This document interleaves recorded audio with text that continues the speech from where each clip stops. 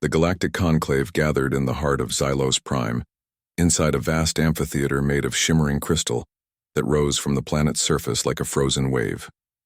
Tall beings from dozens of star systems filled the tiered seats, their forms as varied as the worlds they represented. Some floated on silent anti-grav disks, others sat with limbs folded in precise meditation, and a few communicated through pulses of colored light.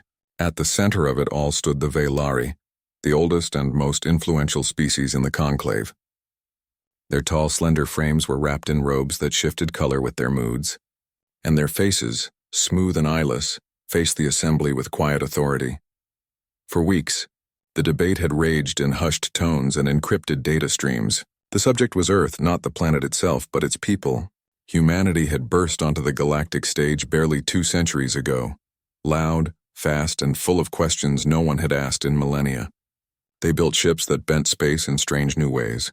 They healed wounds with gene-editing tools the Conclave had banned centuries prior.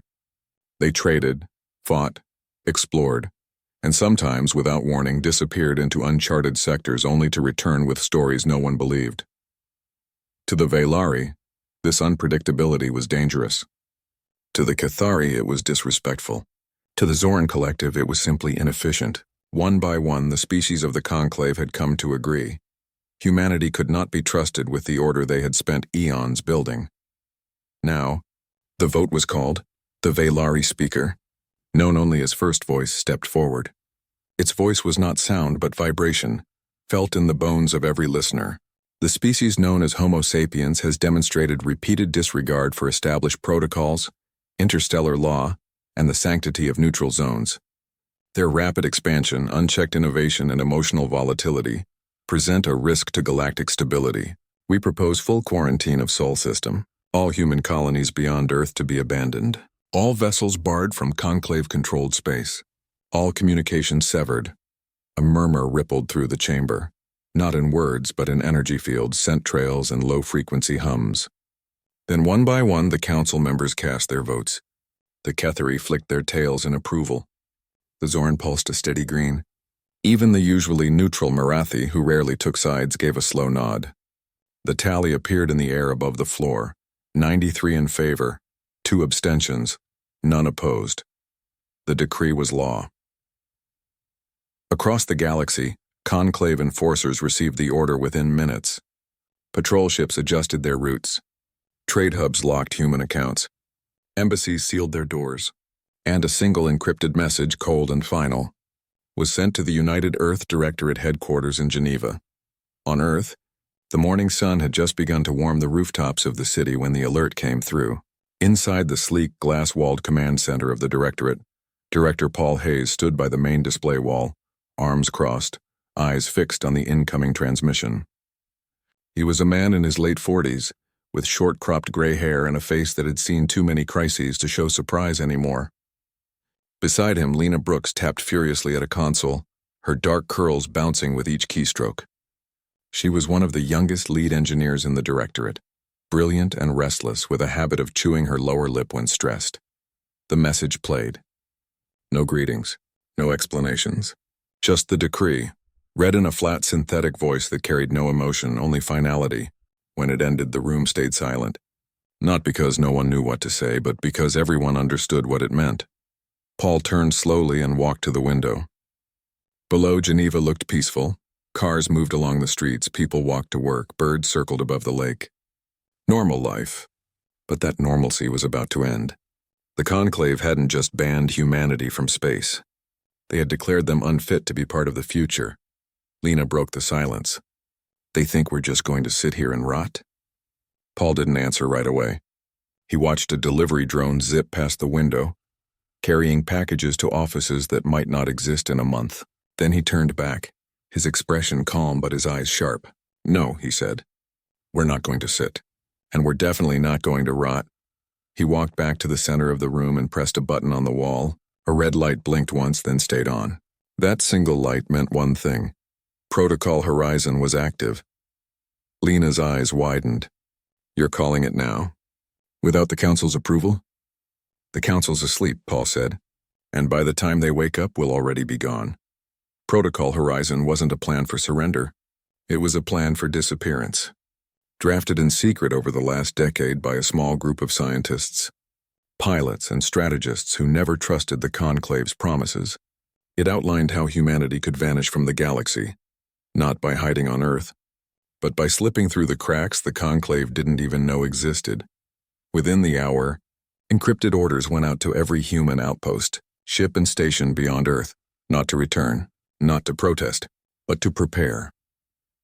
On Mars, Commander Derek Stone stood in the dusty red light of the Tharsis shipyard, reading the message on his wrist display.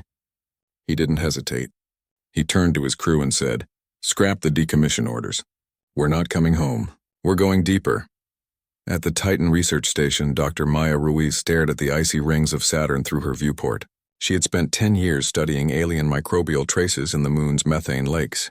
Now she packed every data drive she could carry, wiped the main servers, and boarded the last shuttle to the outer colonies. She left behind a note on her desk. "You can ban our ships, but you can't ban our curiosity." Back on Earth, factories that once made solar panels and medical drones switched production overnight. Raw materials were rerouted, power grids rerouted. In underground bunkers beneath the Rockies, engineers like Lena worked around the clock, modifying old freighters with stealth hulls and silent drives. No one spoke of fear. They spoke of timing, of routes, of signals that couldn't be traced. Paul Hayes stood in the war room watching live feeds from every corner of human space. Ships were moving. Stations were powering down. Colonies were going dark. Not in defeat, but in strategy. The Conclave expected obedience. They expected humans to crawl back to their home planet and stay there, quiet and forgotten. What they didn't understand was that humanity had never truly needed permission to explore. They had always built their own paths, even when the world told them to stop. And now, with the galaxy slamming its doors shut, humanity simply turned and walked into the dark, on their own terms, with their own rules, and with no intention of ever asking to come back. The sun set over Geneva. The city lights flickered on. But in orbit, in the asteroid belt on the edges of known space, something else was lighting up, the quiet, determined spark of a species that refused to be erased. 48 hours after the Conclave's decree, Earth did not weep. It worked. Cities that once buzzed with traffic and chatter now hummed with a different kind of energy, focused, urgent, and quiet. Factories ran nonstop, their smokestacks puffing not pollution but purpose. In Detroit, old auto plants stamped out hull plating instead of car frames. In Houston, former mission control centers plotted courses not to Mars, but to places with no names on any official star chart. No one shouted. No one panicked. They simply moved, like a single organism sensing danger and responding without needing a command. Paul Hayes stood in the underground command hub beneath Geneva, watching live feeds from every human outpost in the solar system. His face was tired, but his eyes were sharp. He hadn't slept since the vote. He didn't need to. Sleep was for people with time. Humanity had none left. On the edge of the asteroid belt, Captain Owen Grant stood on the bridge of the freighter Ironwood, his boots magnetized to the deck. The ship was old, built for hauling ice from Europa to lunar colonies, but it had a strong frame and a loyal crew. Owen was in his early 50s with a salt and pepper beard and hands that knew every bolt on the ship. He stared at the message blinking on his screen. All off-world personnel must return to Earth within 30 days. He snorted. Like hell we will. Instead of turning towards Seoul, he tapped new coordinates into the nav computer. The destination wasn't listed in any Conclave database. It was a cluster of rogue asteroids near the Kuiper Fringe, cold and dark, perfect for hiding. He keyed the comms. All hands, prep for long burn. We're not going home. We're going ghost. His crew didn't question him. They'd served with him for years. They knew the Conclave's rules were built for species that played it safe. Humans never did. Meanwhile, on Titan, Dr. Maya Ruiz stood in the dim glow of her lab, packing the last of her research drives into a hardened case. Outside, methane rain pattered against the dome. She had spent a decade studying alien microbes in the moon's lakes, hoping to find proof that life wasn't unique to Earth. Now, that proof was packed in her bag, along with schematics for bioreactors that could run on alien chemistry. She wiped the main server clean, leaving only a looping message. Data archived. Knowledge shared. Goodbye. She boarded the last shuttle to the outer colonies, not as a scientist fleeing, but as a seed being carried to new soil. Back on Luna, Commander Derek Stone oversaw the dismantling of the orbital defense grid. To outside observers, it looked like compliance, humanity giving up its weapons as ordered. But Derek wasn't disarming. He was repurposing. Each energy coil, each targeting array, each shield generator was carefully removed, labeled, and loaded onto cargo haulers bound for hidden depots beyond Neptune. "They think we're surrendering," he told his second-in-command, a young officer named Eli. "Let them think that. While they're watching Earth, we're building something they can't even imagine." On Earth, Lena Brooke stood in a repurposed subway tunnel beneath Chicago, surrounded by half-built drones. These weren't delivery bots or cleaners. They were scouts, small, silent, and coated in radar-absorbing material. She had redesigned them in 3 days. Using old mining drone frames and stolen Conclave sensor schematics she'd reverse-engineered years ago. "If they're going to watch the main lanes," she muttered, "we'll fly through the cracks." Her team worked in shifts, welding, coding, testing. No music played. No jokes were made. There was only the hiss of plasma cutters and the soft click of keyboards. Every second counted. Governments around the world for once acted as one. Emergency sessions were held in secret. Resources were pooled. No one argued over who owned what. Survival didn't care about borders. The United Earth Directorate activated emergency protocols that hadn't been touched since the Cold War era, but updated for space. Food, medicine, fuel, all were redirected not to cities, but to hidden launch sites in deserts, mountains, and frozen tundras. In Siberia, a decommissioned missile silo opened for the first time in 50 years, not to launch a warhead, but a stealth shuttle loaded with engineers and seed banks. In the Andes, a mountain observatory became a comms relay, bouncing encrypted signals off dead satellites the Conclave had forgotten. In the Pacific, underwater habitats began manufacturing oxygen recyclers for deep space travel. No one on Earth knew the full plan. Only fragments. That was by design. If the Conclave intercepted a message, they'd find confusion, not coordination. But every fragment fit into a larger picture only Paul and a handful of others could see. Owen Grant's Ironwood reached the Kuiper Fringe in 12 days. There he met 2 other freighters, Dawn Chaser and Raven's Wing, already unloading supplies into hollowed-out asteroids. Together, they formed the first node of what would become known as the Silent Chain, a network of hidden bases, supply depots, and shipyards scattered across the galaxy's blind spots. Maya Ruiz arrived at a rogue colony near Proxima's dark side. The settlers, mostly ex-miners and scientists who'd left Earth decades ago, welcomed her with open arms and shielded domes. Within hours, she was setting up a lab, sharing her research, and helping design biodomes that could thrive on alien worlds without Conclave tech. Derek Stone finished stripping the last defense array from lunar orbit, 3. He loaded the final crate onto a hauler and gave the order to scuttle the station. As it drifted into the void, empty and dark, he turned his ship toward the Oort cloud. "Time to disappear," he said. Back on Earth, Paul watched the final reports come in. All major off-world assets were either relocated or erased. No trace remained that could lead the Conclave to the new network. He turned to Lena, who had just arrived from Chicago, her eyes bloodshot but bright. "They think we're gone," she said. Paul nodded. "Good. Let them believe it." He walked to the main display and watched as the last human ship crossed the Sol boundary, not toward Earth, but away, vanishing into the black like a whisper. The Conclave would soon declare Earth compliant. They would file the matter away and move on, but humanity wasn't waiting to be told twice. They had already left. Not in fear, but in silence. Not as exiles, but as pioneers. And while the rulers of the galaxy celebrated their order restored, the real work had just begun in the dark, in the quiet, and far beyond their sight. 6 months after the banishment decree, the Galactic Conclave declared the Earth matter closed. Patrol logs showed no human ships beyond the Sol exclusion zone. Trade records confirmed no human transactions in Conclave space. Sensor sweeps found no signals, no energy spikes, no signs of life where humans once thrived. To the Velari and their allies, it was proof that humanity had obeyed. They had crawled back to their blue-green rock and stayed there, quiet and contained, just as ordered. But in the dark between stars, humanity was anything but quiet. Hidden inside a hollowed asteroid near the edge of known space, Lena Brooks stood in a workshop lit by flickering work lamps. Around her, half-built drones hung from magnetic clamps, their frames sleek and dark. She wiped grease from her hands and studied a holographic map floating above her console. It showed dozens of tiny blips, scouts she had sent out weeks ago, each one mapping dead zones in the Conclave's sensor net. One blip blinked red. It had found something. "Got you," she whispered. The drone had detected an old signal echo near the Andromeda border, faint, distorted but unmistakably artificial. Not Conclave. Not human. Something older.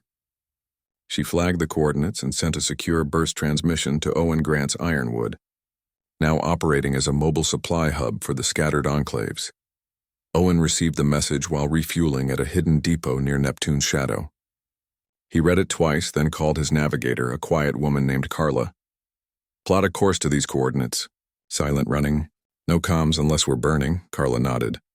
"You think it's real?" "I think it's worth a look," Owen said. "If the Conclave doesn't know it's there, then it's ours to find." Meanwhile, on a frozen moon orbiting a nameless red dwarf, Dr. Maya Ruiz pored over ancient data fragments she'd recovered from a derelict alien probe. The probe had been drifting for centuries, its power long dead, but its memory core still held traces of star maps and symbols no living species used anymore. She'd spent weeks decoding them, cross-referencing with human archives and smuggled Conclave linguistics files. And then one night it clicked. She rushed to the comms room, her breath fogging in the cold air. "Patch me through to Stone," she said. Minutes later, Commander Derek Stone's face appeared on the screen, his beard longer now, his eyes tired but alert. He was aboard the Wayfinder, a retrofitted survey ship patrolling the Oort cloud fringe. "Maya," he said, "you look like you've seen a ghost." "Better," she replied. "I think I found a road." She explained what she'd discovered, a network of jump gates built by a species that vanished before the Conclave even existed. The gates were dormant, buried in gravitational dead zones, but the schematic suggested they could still function, with the right activation sequence. "The Conclave sealed the main lanes," she said. "But they never knew these existed. They're off the grid completely." Derek leaned forward. "Can we use them?" "If we can reach one and power it up, yes," Maya said. "But we'll need a ship with a modified core and a pilot who doesn't mind flying blind." "I know just the man," Derek said, already thinking of Owen. Back on Earth, Paul Hayes monitored the scattered network from a mobile command hub hidden inside a comet's icy shell. He rarely spoke, but his presence was felt in every encrypted update, every supply drop, every silent handshake between enclaves. He watched as Owen's Ironwood vanished from known space, heading toward the Andromeda border. He saw Maya's research flagged as Priority Alpha, and he saw Derek rerouting patrol paths to cover Owen's trail. Paul didn't smile often, but something like satisfaction flickered in his eyes. They were no longer just hiding. They were exploring again. Owen reached the coordinates 3 weeks later. The area was empty. No planets, no debris, just cold vacuum. But his sensors picked up a faint gravity ripple. He sent out a probe. It returned with images of a massive ring-shaped structure, half buried in cosmic dust, its surface etched with symbols that matched Maya's findings. "It's real," Carla breathed. Owen ordered a shuttle launched. He suited up and stepped onto the ancient platform. The air was thin, the silence absolute. He ran a gloved hand over the metal. It was cold but not dead. Deep inside, something hummed. He placed a power coupler on a node Maya had identified in her notes. The ring shuddered. Lights flickered to life along its rim, soft blue, steady, ancient. A low tone filled the void, not sound but vibration, like the Conclave's voice but gentler, older. Back on the Ironwood, Carla watched the readings spike. It's powering up, but it's asking for a key. Owen pulled a data chip from his belt, Maya's activation sequence. He slotted it in. For a moment, nothing happened. Then the ring split open at its center, revealing a swirling vortex of light. Not a wormhole as humans knew it, but something smoother, quieter. A true jump gate. Owen stepped back into the shuttle. "Tell Maya it works," he said. "And tell Paul. We've got a new highway." Word spread through the network like a ripple in still water. Enclaves began shifting. Ships that had been hiding in asteroid belts now plotted courses to the newly awakened gates. Factories in hidden moons started building ships with modified cores, designed to interface with the old tech. Lena's scouts were redirected to map more gate locations, using the first one as a reference. Derek Stone led a team to another site near the Galactic Rim. They found the gate collapsed but salvageable. Within days, engineers were rebuilding it, using parts from scrapped Conclave drones and HFY. Man ingenuity on Earth, the surface remained calm. Cities functioned. Governments held meetings.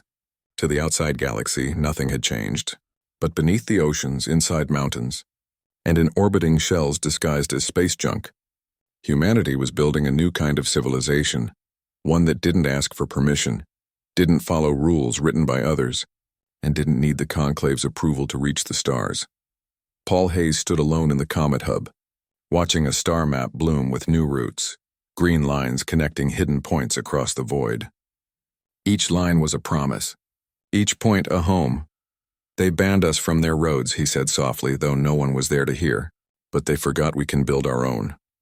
And in the silence of deep space, humanity kept moving, not as outcasts, but as architects of a future they would shape themselves. The first sign that something was wrong came when a Velari patrol ship vanished near the Andromeda border. It wasn't destroyed, there was no explosion, no distress call, no debris. One moment it was scanning a quiet sector, the next it simply wasn't there. The Conclave dismissed it as a navigation error. Ships got lost sometimes, even theirs. But then a Cathari supply convoy reported phantom signals. Human voices speaking in old Earth dialects. Ships appearing on scanners for 3 seconds before blinking out. The voices weren't threatening. They recited poetry, played music, or asked simple questions like, "Do you remember Earth?" before vanishing again. The Conclave grew uneasy. Patrols doubled. Sensor nets were tightened. Yet the anomalies only spread.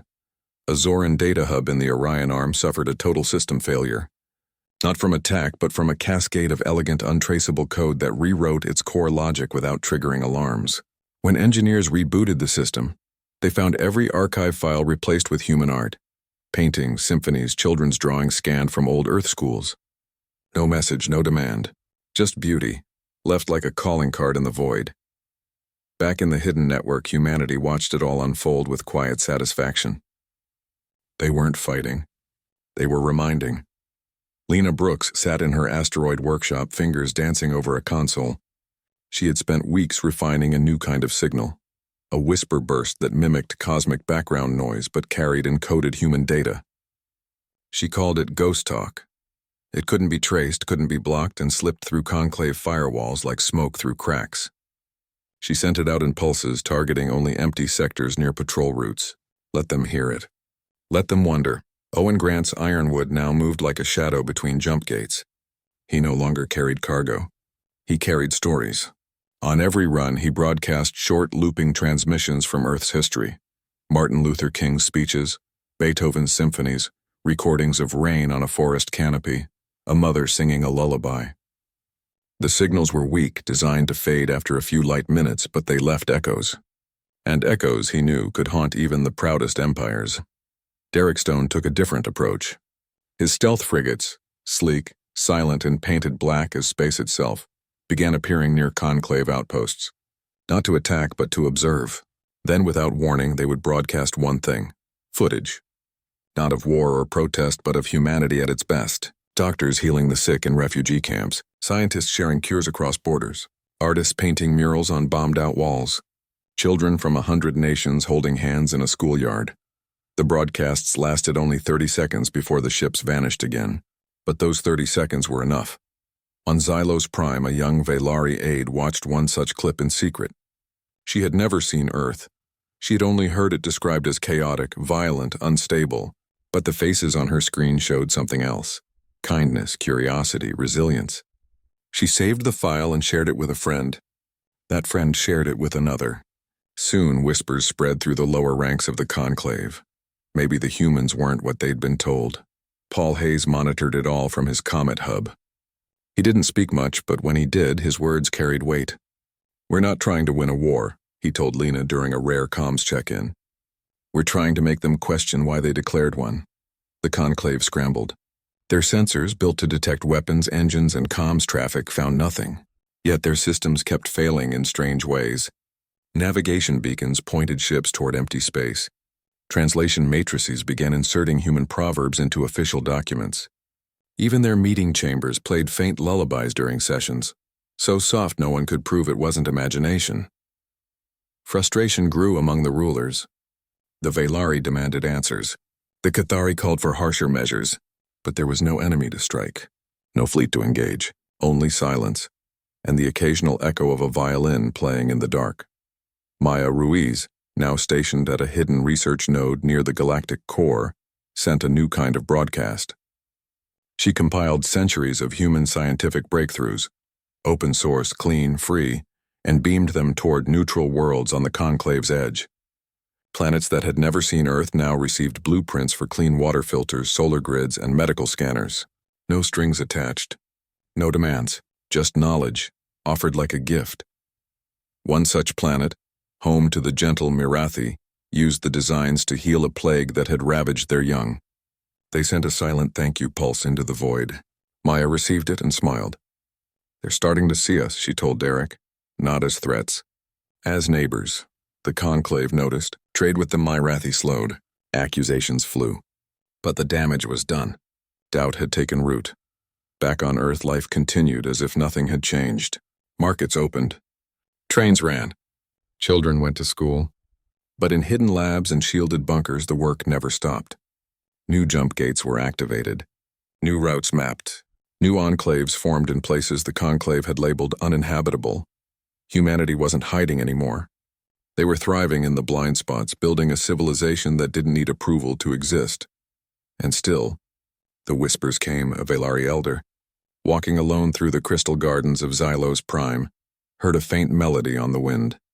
It was a human folk song, soft and sad. He stood still, listening. For the first time in centuries, he felt something unfamiliar. Curiosity. The rulers of the galaxy had tried to erase humanity by silence. But humanity had turned silence into a weapon of its own, not of destruction but of memory. And memory, once awakened, could not be unlearned. In the dark between stars, Owen Grant powered down his broadcast array and set a course for the next gate.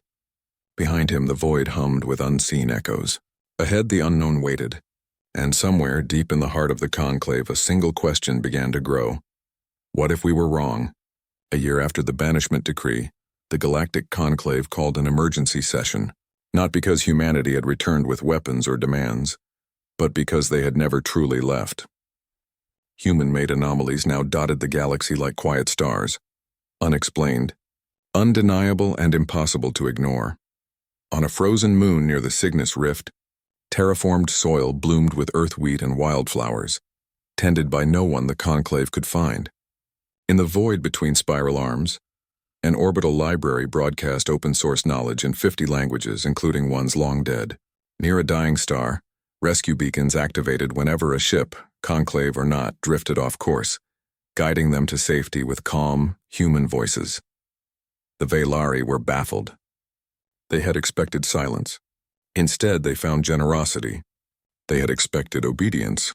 Instead, they found innovation. And worst of all, they found admiration growing among the younger species of the conclave, those who had never seen Earth but now dreamed of its music, its science, its stubborn hope, first voice. The Velari speaker stood once more in the crystal amphitheater. Its robes shimmered with unease. We must locate their command center, it vibrated. We must shut down these gestures. But there was no command center to find. Humanity had no capital, no flagship, no single leader to target. They were everywhere and nowhere, a network of minds and hands working in unison without a throne. Then came the transmission.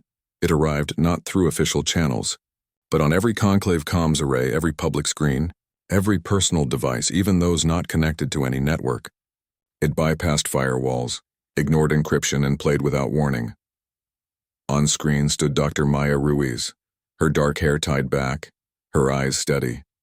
Behind her stood Captain Owen Grant, arms crossed, beard trimmed but still wild, and engineer Lena Brooks, smudged with grease but smiling faintly. Behind them, stars burned. Not the familiar constellations of conclave space, but new ones marked by human-built way stations glowing like defiant fireflies. Maya spoke first. Her voice was calm, clear, and carried no anger. You voted to banish Earth. You said we were too chaotic, too unpredictable, too dangerous to be part of your order. She paused, letting the words hang in the air. But you made one mistake, she continued. You thought banishment meant silence. You thought cutting us off would make us disappear. Instead, it gave us room to grow. Owen stepped forward. We didn't wait to be told twice. We left before you could chain us to your rules. But the galaxy isn't yours to gatekeep, Lena added. And we're not your subjects. We're neighbors who refuse to knock. The transmission ended as suddenly as it began. No threat. No ulti. Matum. Just truth spoken plainly. In the amphitheater, the conclave sat in stunned silence. The Cathari flicked their tails nervously. The Zoran pulsed a confused gray. Even the Marathi, who had long suspected humanity's worth, exchanged quiet glances of awe. First Voice did not speak. For the first time in its long life, it had no answer. Outside the chamber, across the galaxy, the human network kept moving. On a rogue planet near the galactic rim, settlers planted earth trees in alien soil. In a hidden shipyard inside a nebula, engineers launched a new vessel powered by a jump gate core, silent, fast, and free. On a nameless moon, children born in exile learned both human history and alien languages. Preparing for a future no one had planned, but everyone was building. Paul Hayes watched it all from his comet hub, now drifting near the edge of known space. He didn't celebrate. He didn't gloat. He simply nodded as if confirming something he'd always known. Humanity had never needed the Conclave's permission to explore, to create, to care. They had only needed space, and the Conclave, in its arrogance, had given them exactly that. Back on Earth, life continued. Markets bustled. Trains ran on time. Children played in parks under a sun that had watched humanity rise, fall, and rise again. But Earth was no longer the center. It was just one node in a vast, quiet web, a web that stretched across the dark, connecting worlds not by force but by choice. The Conclave tried to respond. They issued new decrees, tightened borders, increased patrols. But it was like trying to hold smoke in your hands. The more they grasped, the less they held. And then, something unexpected happened. A small Cathari freighter, damaged in a solar storm, drifted into a sector marked Human Anomaly. Instead of attacking, a human scout ship appeared. It docked silently, patched the hull, shared food and water, and left without a word.